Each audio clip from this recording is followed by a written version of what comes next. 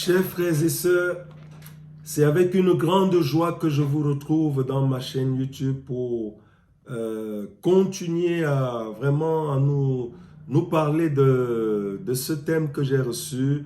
Le fruit de l'esprit précède l'enlèvement. Et nous entrons dans la quatrième partie de cet enseignement. Et cet enseignement, ce thème, j'ai reçu du Père Saint-Esprit pour nous parler, pour dire à beaucoup d'enfants de Dieu qu'il il leur manque une chose. Il leur manque une chose, c'est le fruit de l'esprit, parce que le fruit de l'esprit est indispensable. Si nous voulons être enlevés, nous devons avoir le fruit de l'esprit. Et au niveau des statistiques, statistiquement parlant, il y a beaucoup d'enfants de Dieu qui n'ont pas encore le fruit de l'esprit. Et aujourd'hui, il y a des faux pasteurs, des faux prophètes, des gens qui endorment le peuple de Dieu. Des gens qui disent au peuple de Dieu que non, qui ne leur parlent pas du fruit de l'esprit, qui ne leur parlent pas du dépouillement, qui ne leur parlent pas de la repentance, qui ne leur parlent pas de l'enlèvement, et qui ne leur parlent pas du retour de notre Seigneur. Parce qu'il revient d'abord, il revient pour enlever ses enfants. Et dans Apocalypse chapitre 16, il dit, « Voici, je viens comme un voleur. Heureux celui qui lave, qui veille sur ses vêtements, afin qu'on ne voie pas sa honte. » Donc, il dit, « Heureux celui qui veille », ça veut dire que veiller, c'est-à-dire que c'est une personne qui a compris, qui médite la parole de Dieu, qui la met en pratique. Donc, chers frères et sœurs, vraiment, le monde, parce qu'aujourd'hui, on voit les gens se plaindre de ce que le coronavirus a fait. Les gens se plaignent de ce que le coronavirus, mais je voudrais nous dire que après l'enlèvement, le monde sera dans un cas où je peux nous dire que le coronavirus n'a rien fait. Parce que quand le Seigneur Jésus va enlever ses enfants, le monde va entrer dans un chaos, c'est-à-dire que on ne peut même pas le comparer à ce que le coronavirus a fait. Donc, les gens vont vivre une détresse.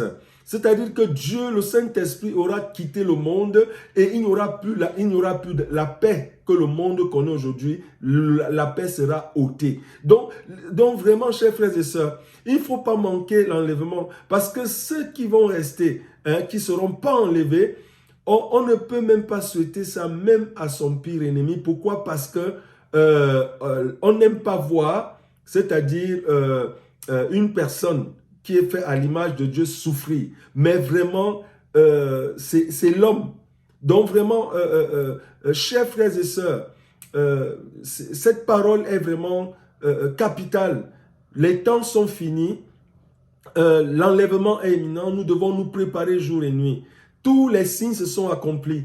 Et aujourd'hui, il y a des gens qui ont des églises de 3000 membres, 10 000, des gens qui ont des centaines de milliers d'abonnés, mais qui égarent tout ce peuple. C'est-à-dire que ces gens-là, qui ont, au niveau des statistiques des grandes églises, ils enseignent aux gens, c'est-à-dire qu'ils ne parlent que de la guérison, les malades, l'onction. Donc, chers frères et sœurs, si vous êtes dans une église où on ne vous parle pas du dépouillement, où on ne vous parle pas de la repentance, où on ne vous parle pas de l'enlèvement, alors partez de cette église. Ça veut dire que cette église n'est pas, c'est-à-dire que ça veut dire que le Saint-Esprit n'est pas dans cette église. Parce que toutes les églises qui ont la présence du Saint-Esprit, le Saint-Esprit pousse les pasteurs, les serviteurs, les apôtres, il les amène à parler de la repentance. Il les pousse, il les amène à parler, parce que moi-même, c'est vraiment poussé par le Saint-Esprit, que le Saint-Esprit m'encourage à continuer à parler du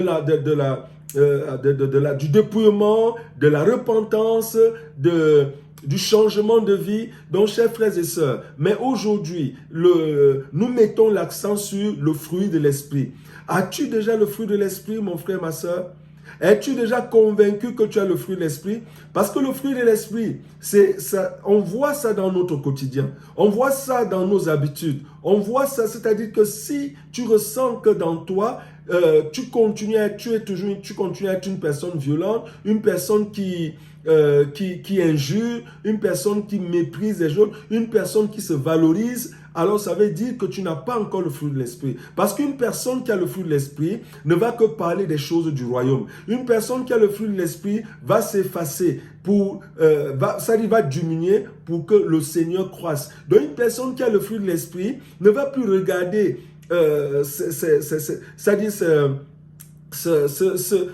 qu'elle ne va plus se valoriser, mais elle va plutôt valoriser le Seigneur, elle va plutôt valoriser le Saint-Esprit, elle va plutôt parler de l'enlèvement. Donc, chers frères et sœurs, les temps sont finis, l'heure est grave, l'enlèvement est imminent, préparons-nous, chers frères et sœurs. Si l'enlèvement a lieu aujourd'hui, vraiment, est-ce que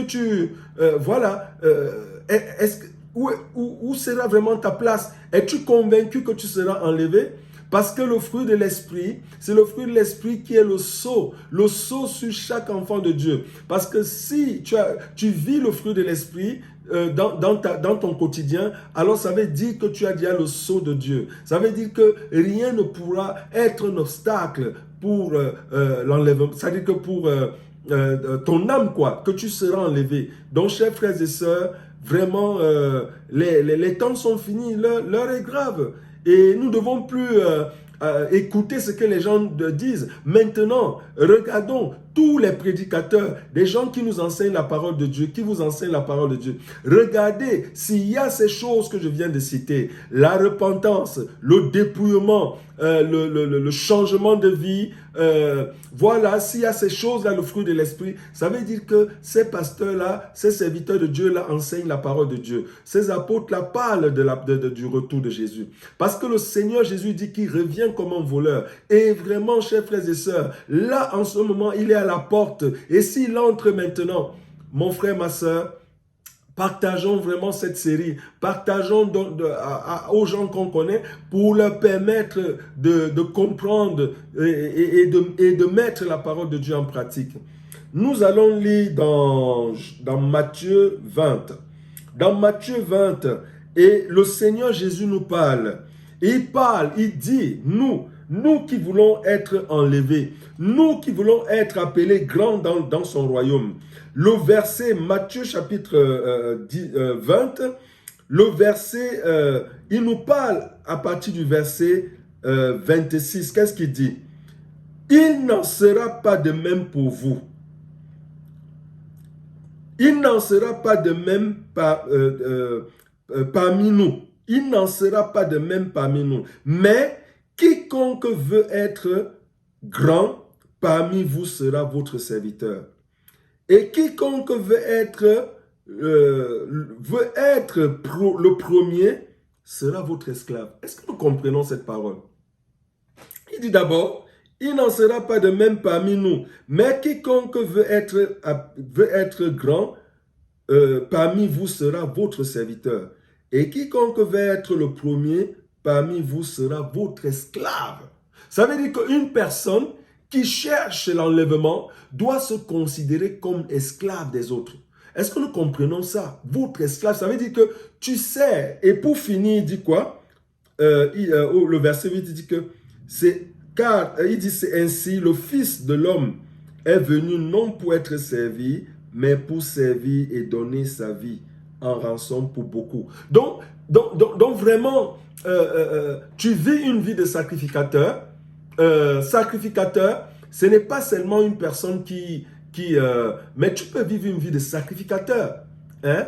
Ce n'est même, je vais dire que ce n'est pas le fait d'être ou soit pasteur, parce qu'il y a des pasteurs mais qui ne vivent pas cette vie de sacrificateur. Donc sacrificateur, c'est une personne qui a sacrifié sa vie à Dieu et qui vit pour les autres, qui est au service des autres, qui ne vous garde plus ses intérêts, mais qui vous fait passer les intérêts des autres. Donc, c'est important, chers frères et sœurs. Donc, vraiment, nous venons de lire la parole de notre Père et la parole de notre Père nous dit que si nous voulons vraiment être appelés grands, nous devons être au service des autres. Si nous voulons être le premier, nous devons être esclaves des autres. Mais quand on regarde les choses dans le naturel, la chair est contre. La chair est contre, chers frères et sœurs. Parce que la chair va toujours nous montrer que, ah, mais pourquoi tu te rabaisses? Mais pourquoi tu laisses telle chose? Mais pourquoi? Parce que, chers frères et sœurs, nous avons lu dans Galates, chapitre 5, que ceux qui sont au Christ Jésus ont crucifié la chair et ses passions à la croix. Donc, la chair ne doit plus intervenir, chers frères et sœurs.